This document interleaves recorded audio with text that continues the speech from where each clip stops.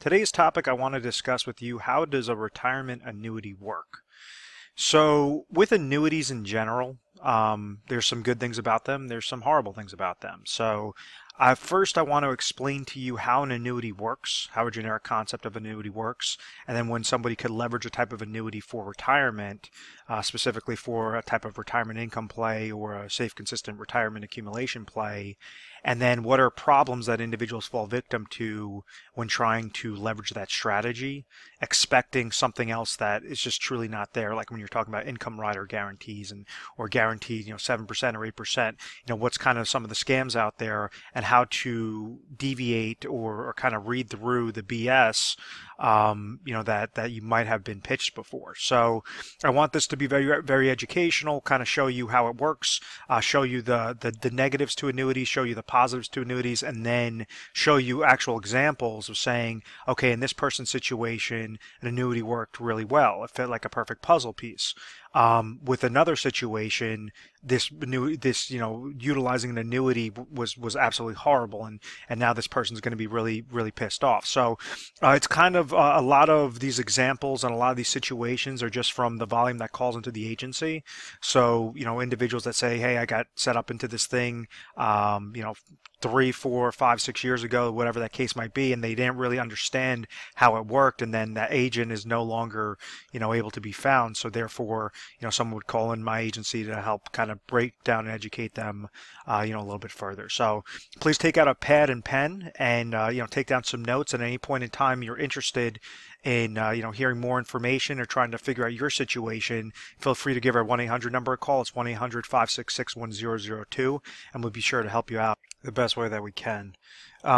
So for starters, an annuity is, I want you to think of this as the opposite of life insurance. And what I mean by that is individuals, they purchase life insurance primarily as a death benefit, or many times specifically as a death benefit play.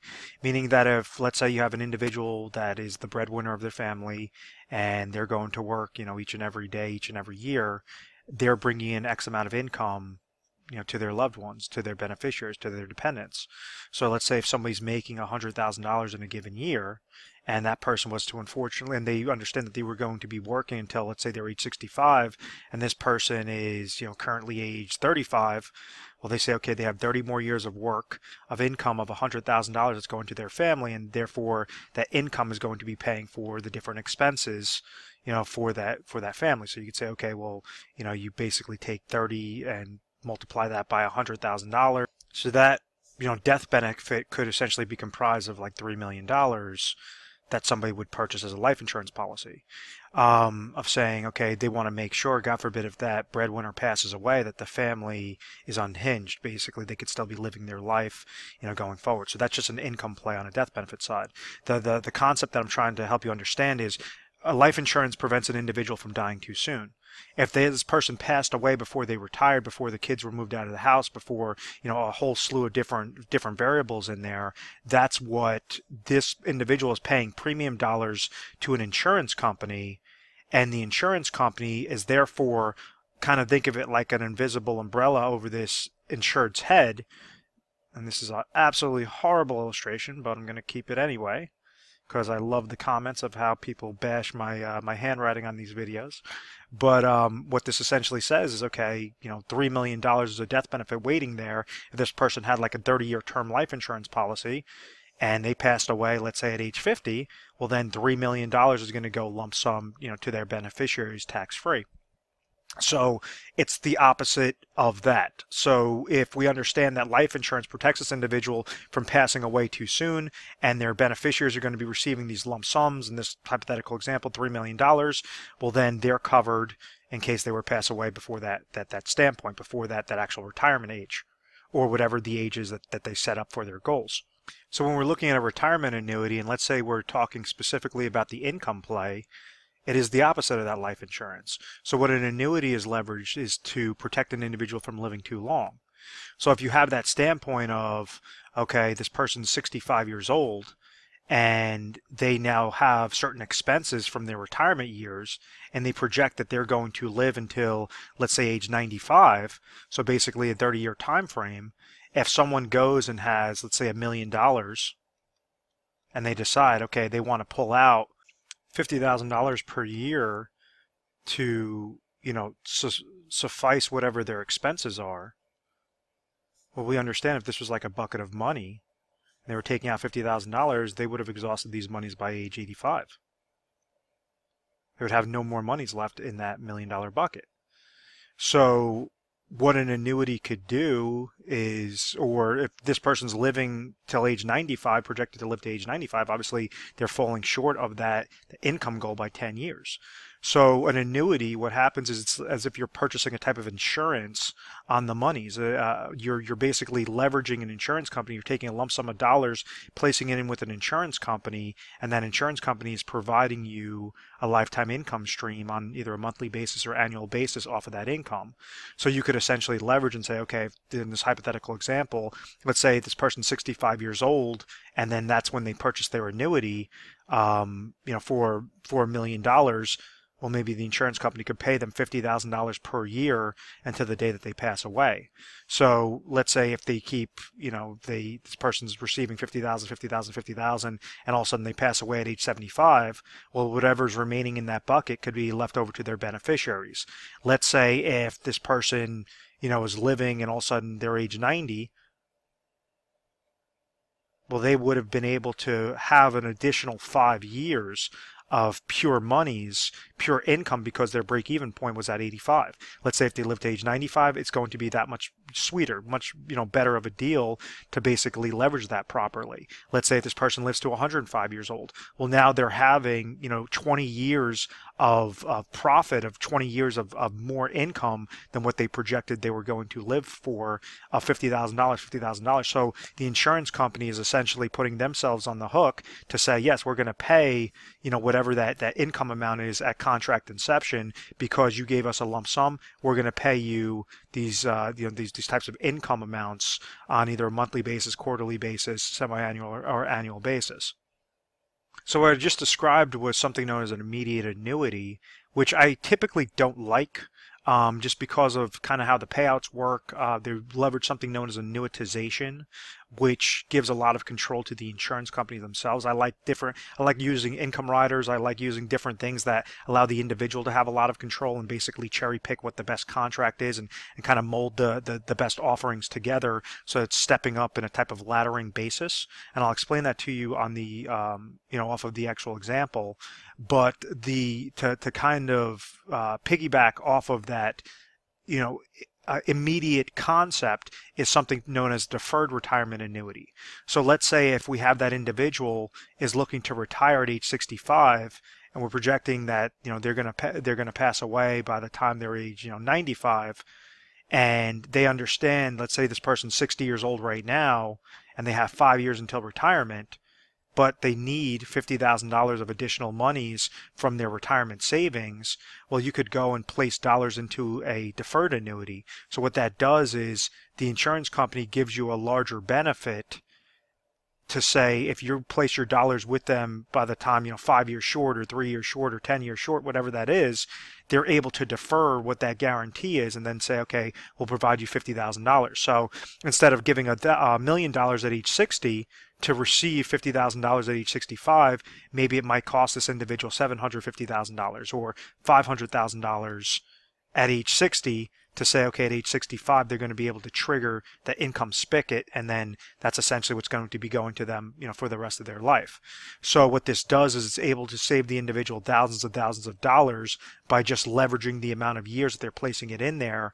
And this is where you could have the different income riders and the best deferred related contracts that work really well with one another. And then you could have, $50,000 get triggered at age 65. You could have step-ups in income of an additional $2,000 to help combat inflation. And there's a whole slew of different things to make sure that it's sufficing what your income goal is, what your expenses are. So as long as your income is always above your expenses, you're going to be satisfied. You're going to be confident in retirement, and this is not going to be hindered with downward market losses and fees and different things like that that could entirely liquidate retirement accounts. So what I mean by that is, like with a typical scenario, there's a concept known as reverse dollar cost averaging, and this has resulted in millions of baby boomers and seniors and retirees outliving their retirement savings. Because it's not as simple as just saying, okay, I'm just going to take a fixed dollar amount from my account, and hopefully I'm not going to pass away before that time frame. What usually happens is individuals that have accumulated those dollars, they might have accumulated it in, let's say, a traditional 401k employer-sponsored type retirement plan. Well, the way on how a 401k account grows is it goes by contributions that you're making into the plan and then also rate of return. So this contribution, that's controlled by obviously the individual. The more you contribute into a type of 401k or retirement related account, the more dollars that are going in here. What a lot of individuals don't really focus on is this rate of return side. And this is where it could be a retirement disaster, because with a 401k, you typically have anywhere between 10 to about 25 different funding options to choose. So these are essentially eggs in your basket to choose from. If you're going and let's say out of these 25 funds, you choose 5 different options and they're correlated to the stock market or the bond market or real estate or commodities, whatever that case might be. Let's say if it's really heavily weighted towards the stock market performance, well, whenever the stock market's going up, you're going to receive a positive interest credit into your 401k account. So it's going to be the combination of the contributions and rate of return, which is going to give you a larger bucket at the end of the day, at the end of the year. Well, what happens if the opposite occurs? If that rate of return comes back negative, like a 2001, like a 2008, and you're not only receiving what that negative is, which could be essentially like slicing the bucket in half. Like an example, in 2008, you had seniors that were retiring. They had 500,000 in their 401k account, and they got hit with a 50% loss in that year. So therefore, starting the next year, they were walking into the year with $250,000. That's if they didn't even take out any money. What reverse dollar cost averaging does is it shows you what the negatives could be with certain retirement accounts, essentially holes within those accounts, and then also when you start pulling out those monies, it's the power of compound interest, what Albert Einstein, called the eighth wonder of the world, the power of compound interest. Rather than having that work for you, it's actually working against you.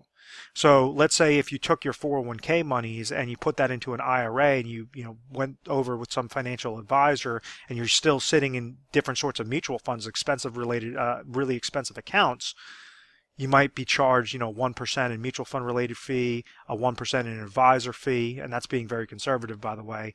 Let's say if your account drops 10% in a given year and you decide to take out 5% from your account. So if somebody has $1 million and they say, okay, I need $50,000 of income to live off of, I'm going to take out 50 grand this year, but I ended up getting hit with a $100,000 loss. I ended up paying fees of $10,000 to an advisor, $10,000 to the mutual fund related company. This person would have walked into the year with $1 million. They would have only pulled out $50,000, but they would have actually ended up losing minus $170,000 from their portfolio, meaning that they walked into the year with $1 million, they took out $50,000, and their new account value is sitting at $830,000. So essentially what happens is if you're trying to take out $50,000 the next year, it's going to be off of a larger percentage off of this overall bucket. You're still susceptible to potential downward market losses. You're still susceptible to these fees. Kind of think of them as these little holes coming out. So essentially this compound interest could really destroy that retirement account. And when it destroys it, what happens? You have no more money left to pull from. You would have outlived your retirement savings, and now you just have to rely on Social Security income, or you might have to go back to work in your 70s and your 80s, at that point in time. And this is very realistic, whether you've seen it yourself or you've had, family members or friends or whatever that is. That's a very realistic scenario because this reverse dollar cost averaging effect could be very real on retirement accounts. So as much as an annuity can be a solution in that situation, unfortunately, you have a lot of marketing. You have something that I call the smoke and mirrors through insurance companies, that they have a lot of bullshit out there. Excuse my language. But it's just the truth. I'd say over 90% of companies or contracts are really for the benefit of the insurance company. But you do have anywhere between 5 to 10% of contracts could be really ideal for a specific situation. So like with my independent agency, we represent thousands of different combinations and strategies and contracts all throughout the nation. So it really depends upon which state you're in, depends upon what your situation is. But we try to provide non-biased information. So we're trying to say, okay, okay, well, if you're giving X amount of thousands of dollars, let's say if your goal was $50,000 and you have company A that says, if you go and place 500 grand into an annuity, they could provide you 50 grand of income. That's going to suffice what your goal is. Or you have company B that says you'll have, if you put 700,000 in there, we'll give you 50 grand. Or company C that says if you put 950 with our account, it's going to provide you $50,000. Why would you even look towards company B and company C if you're able to save hundreds of thousands of dollars of money in your pocket that you don't have to place into an annuity to get you to your finish line, to get you to that destination successfully? Now you could add onto your emergency funds, you could add onto your inflation protection, different things such as that. So as good as annuities can be, they could be complete disasters, and there's a lot of shitty ones out there. So that's where you just have to be mindful of it and really understand, okay, are you getting set up in the right one? And, why would you go to second, third, fourth, or even, 12th, 15th place? What we see a lot of times is individuals saying, hey, I'm interested in this annuity. I have this advisor that basically pitched it to me, and that's exactly what they did. They tried to basically pigeonhole you, put a square peg in a round hole, where it really should not have been that sort of concept. So that's at least the income play with retirement annuity with an income play. What exactly do I mean regarding an accumulation play? And then I'll show you the examples. Now, the first type of accumulation play, I'm going to kind of discuss with you how a bank CD works, and then how a fixed annuity works, and then how a fixed index annuity works for an accumulation play off of what's essentially happened with interest rate environments and different things like that. And then where the accumulation on annuities are absolutely horrible, you definitely don't want to go that route, and maybe it might make more sense to just do more of a type of managed money approach, or different sorts of investments that are taking on a little bit larger risk. So what used to happen when you had interest rates were in double-digit figures, you would have like a main portion or main strategy for retirement income planning would be by leveraging bank CDs and fixed annuities. And the way on how it worked is like a bank CD, a certificate of deposit, has to be offered through a bank. An annuity has to be offered through an insurance company. A bank can't offer an annuity. If you're getting an annuity from a bank, they're utilizing some sort of insurance company with it. So, understand that those are separate. They have different legal reserve structures, different things like that. Let's say if you were, purchasing a bank CD back in the day, and let's say that bank CD was for 5 years, and it was giving you a 10% rate of return per year. If somebody went and had $1 million and they purchased a bank CD for those 5 years, they understand that the first year they would get $100,000 of interest. The second year they get $100,000 of interest. Third year they get $100,000 of interest. So basically after the 5 years, they'd be able to take their $1 million and reinvest that into a new 5-year bank CD. Or you could kind of splice it up into 1 year, 2 year, 3 year, 4 year, 5 year. It was known as a type of a CD laddering strategy. So after those 5 years, when interest rates were really high, they would be able to take their principal, and all they had to do was just live off that interest year by year by year. There was no downward market losses. There was no fees other than sort of surrender penalties involved with that. And it was really easy on that retirement income playing field. So fixed annuities came out, and they said, okay, well, they have really large insurance companies with very large legal reserve structures in there, and really large safety in there. So rather than go with a 5-year bank CD that's paying 10%, an individual might go with a 5-year fixed annuity that was paying 13%. So therefore, it's giving you a safe income play, a safe type of account play, a safe accumulation play, but it was giving you about 2 to 3% higher guaranteed income at that point in time with that, with that 5-year interval, or that 7-year interval, or that 3-year interval, whatever that is. So an individual will go into a fixed annuity over a bank CD because they want to still have safety onto their account, safety from downward market losses, safety from fees, but just live off that interest year by year. Slight difference between a bank CD and a fixed annuity is the interest that gets paid on a bank CD is simple interest. So each year you're getting 1099 off of the income that you're making if it was, let's say, in a regular non-qualified account. So you would be getting, in this case, if you got 10% that was getting paid on the 5-year bank CD, it would be $100,000 each and every year getting dropped into the bucket. If you had a fixed annuity that was paying 10%, well, what it's doing is utilizing the power of compound interest. So after the first year, if you had $1 million, your account value starting year 2 would be 1.1 million, and now you have 10% off of 1.1 million, then 10% off of that number, 10% off of that number. So it's not just a flat $100,000 each and every time. So there's differences between simple interest and compound interest. So like right now, unfortunately, the downside to these types of fixed accounts are what has occurred with interest rate environment. So when an individual needed 100,000 or was trying to get 10% on their monies off of a really, fixed safe contract, now that same sort of contract on a 5-year bank CD is paying, 1%, 1.5%, maybe 2% sometimes. So therefore, it's a lot lower, and individuals have to take on larger risk, or they have to leverage different strategies to receive that type of income play. Because if you threw $1 million at a 2% bank CD, you're only getting 20 grand. If your income goal was 50,000, you're falling short by 30,000. So many times if somebody's looking for an accumulation strategy and they say, okay, they want to get a little bit higher interest, well, you have some of the top fixed annuities, like 5-year fixed annuities, that are paying like 3.25% or 3%. So it's about a percentage, 2% higher than what typical bank CDs are paying. So it's owned by an insurance company, being offered by an insurance company, as opposed to being offered by a bank. So that's the concept regarding a fixed annuity, coming from a bank CD to a fixed annuity, understanding that just like a bucket with the lid over it, you're receiving, if you were getting 3% interest rate each and every year, 3% is getting poured into that bucket, poured into that bucket, poured into that bucket, and you have the power of compound interest working on a good accumulation strategy. But it's very small interest credits, unfortunately, in today's interest rate environment. If interest rates increase, and then you're going to see a trickle-down effect, regarding the fixed annuity landscape, regarding the bank CD landscape, all those different things. So, but understand that after each year, you're getting 3% in this example. If the market goes down, you get 3%. If the market goes up, you get 3%. So when the interest rate environment started going down, individuals said, well, I want to at least beat out the pace of inflation. If inflation is increasing between 2 to 4% in a given year, that's the cost of goods and services, basically purchasing power risk. The value of your dollar is decreasing by this invisible 2 to 4% in a given year.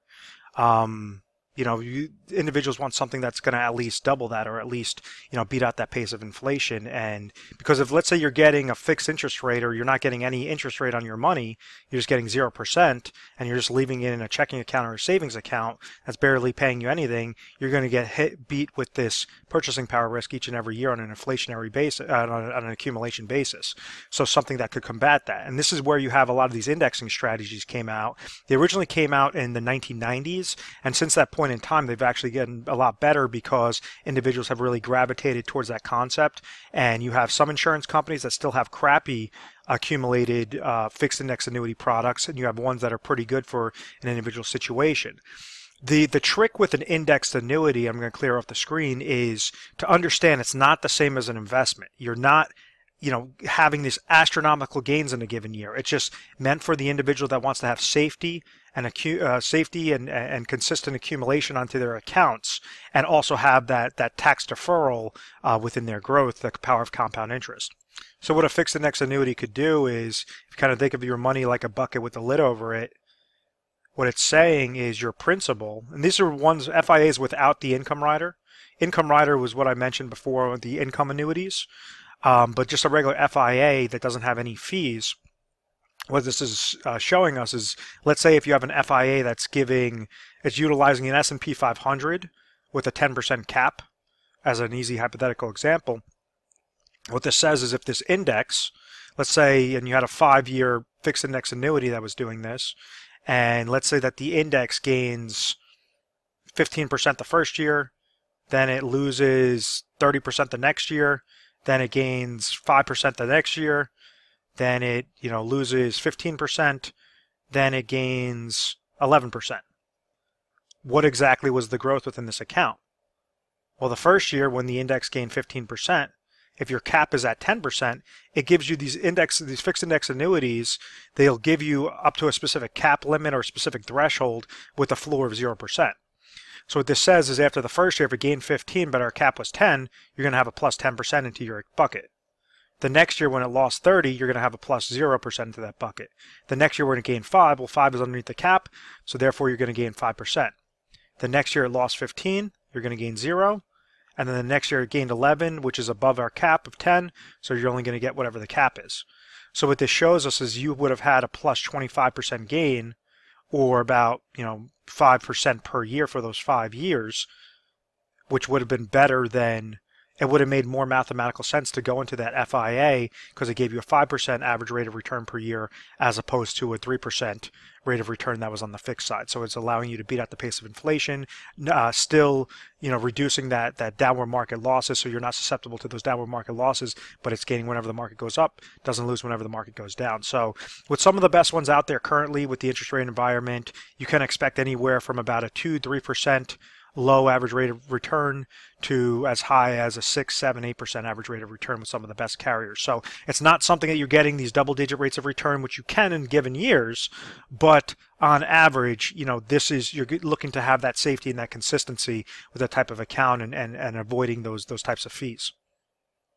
So once again, when somebody is susceptible to a really crappy product, what they'll usually do is if they're looking for a retirement annuity and they're utilizing an accumulation strategy and there's thousands of combinations available, they might get pigeonholed into the wrong product. Like a fixed annuity. If the top fixed annuity is paying 3.25% for a 5-year, why would you put your monies into a fixed annuity that's only paying 2% for a 5-year? Doesn't make any sense. If you have the same sorts of safeties, if you have a good rated carrier, different things, it makes more mathematical sense to go with the higher rate. Just like with the FIAs, if you have something that has an S&P 500 with a 10% cap or another one that has an S&P 500 with a 3% cap, why would you go into the one with the 3% cap if you could leverage your dollars a lot better with the best carriers? So it really just depends upon what your age is. It depends upon your state. It depends upon the different offerings, what your goals are, and that's essentially where we're able to cherry pick the different strategies and the different product lines to say, okay, how can it match up like a perfect puzzle piece? How could we segment them to specific lanes? So as an example, like I mentioned in the very beginning of this video, I want to show you 2 examples. One where annuities can work really well, and others where annuities are complete disasters and you really probably shouldn't look at an annuity at all. And let's say if we have an individual that's age 60 that wants to retire at age 65. Let's say you have a single individual, age 60, wants to retire at age 65, and let's say that they have $500,000 that's currently sitting in their 401k account or old 401k, old retirement accounts. So they're saying they're going to still be working for these next 5 years. They want to retire at age 65 and they want this to last them to the rest of their life. And let's say this person thinks they're going to live till age 95, whatever that, or age 100, whatever that is. With this situation, if this person has these monies in an old 401k or an IRA, and these are qualified retirement accounts, we have to figure out first off, what exactly are their expenses currently and what are their expenses going to be at age 65. So it's all throughout. Whenever somebody's gearing up for retirement or they're currently retired, in order for them to confidently retire forever, they have to make sure 3 things are covered.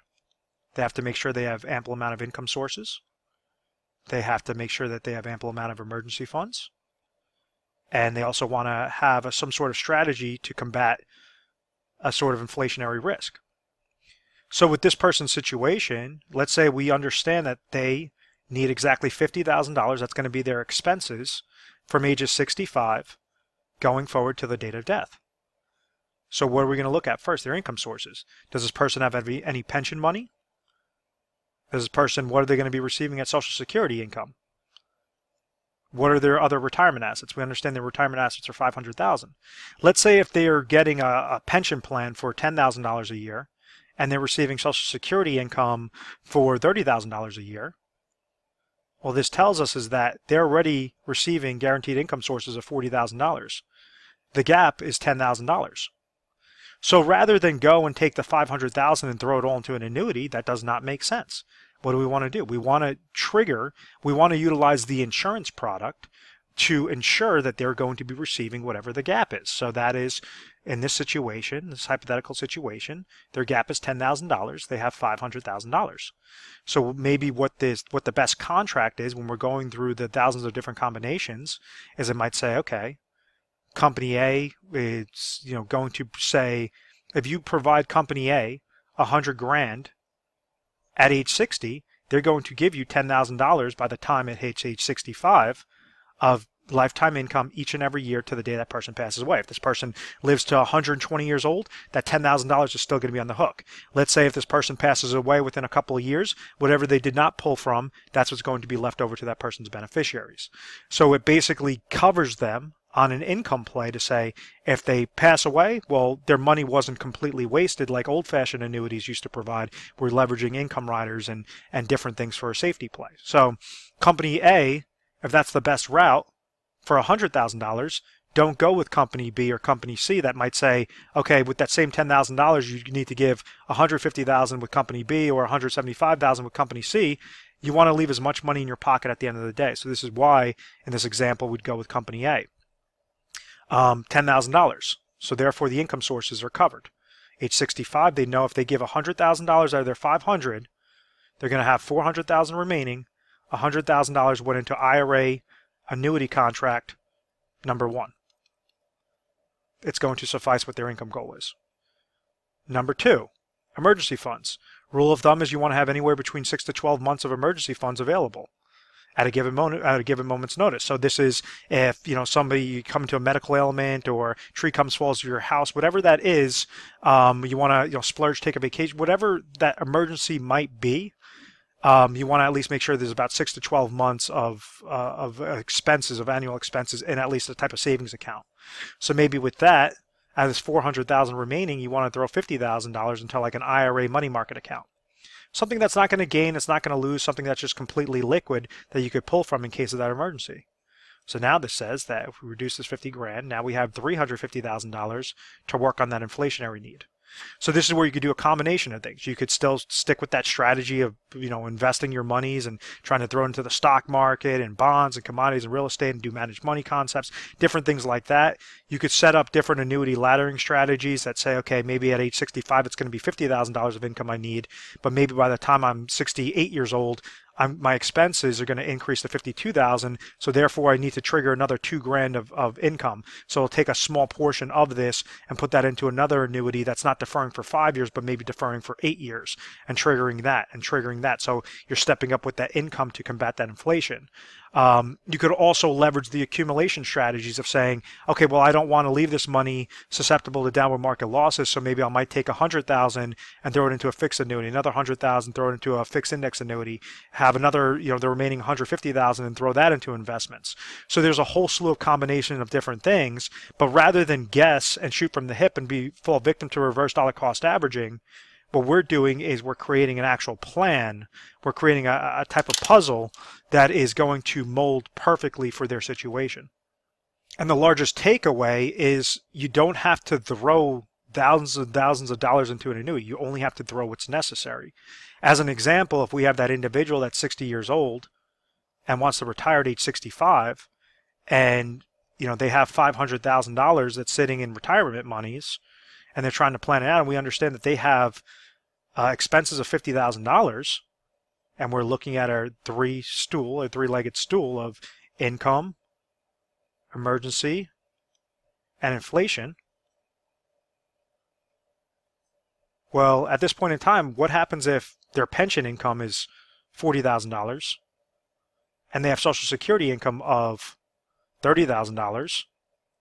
Well, they're already at $70,000 of income, of guaranteed income, and their goal is $50,000. So why would you go and take $500,000 and try to put it into an income-based annuity, a retirement income annuity, if there's no reason to receive that much more monies? And that's where you see a lot of like income riders. They'll talk about like a 7% guarantee or a 10% guarantee, and that is nothing more than a calculation account. It's not true value of your money. So do not get duped into different income riders and fees and paying unnecessary fees for these types of things. With this situation, well, you could still leave $50,000 aside as an emergency fund. So now you have $450,000 to play with, that you could still stay with your investment strategy. You could, leverage the different possible, accumulation strategies off of the safer type annuities. But, for the most part, you don't have to stress as much because your income goal is already met. And maybe your pension plan also has inflationary step up, or you might be fine with just stepping up with whatever the Social Security inflation increases are going to be. So, this is a situation where an annuity would really not be beneficial for an individual situation. And, and this is something to just be mindful of whenever you're looking towards an annuity route to help you for your retirement. So in closing, if you found value in this video, please feel free to call our 1-800 number. It's 1-800-566-1002. We offer 24/7 customer service. We're available mornings, nights, weekends, holidays, whatever the case might be. And you can simply give us a call, and then you basically talk about your situation. You say, hey, listen, I was watching a video online. I was interested in an annuity. I want to speak with a specialist. And then depend upon, whichever specialist is available at that time, we'll give you a call back. And we'll make sure to see what your situation is, where your current point A is, what is your situation, what do you want to accomplish, and then how to accomplish from point B going forward to the rest of your life. So if it's an accumulation play, how exactly can you be most efficient, most effective? If it's an income play, how exactly can you be most efficient, most effective? And this is what we're trying to do is with educational pieces, we try to send you literature pieces, personalized videos, different things to help you get acclimated rather than, pay an advisor a fee and just, hope that everything that he's telling you is correct. We want you to be part of the process. And, we've been doing this for many years now. We're A+ rated on the Better Business Bureau. We've had very good reviews. We've never had any complaints. I believe it's because of this methodical process. A more efficient way on how you could set up an appointment with us is through our digital calendar on our website. And our little website link is going to be, attached at the bottom in the description of this video. But it's a retiresharp with a p.com or a fossefinancial.com, and it's all going to bring you to the same place. All gets aggregated to the fossefinancial.com, but you're going to see this little icon that pops up on the bottom right hand side. It says book your strategy session. So essentially go down over here, click the appointment schedule, or schedule appointment, and then so we'll make sure just kind of put your information, see which time works out best, and then write down a little note to say this is exactly what I'm interested in. We'll make sure that we'll match up the best specialist to give you a call at that time and to try to help you out best way possible and most efficient with your schedule. So once again, thank you very much for watching this video. Please feel free to subscribe to our YouTube channel Retire Sharp so you could have access to the most updated videos. Thanks so much, guys.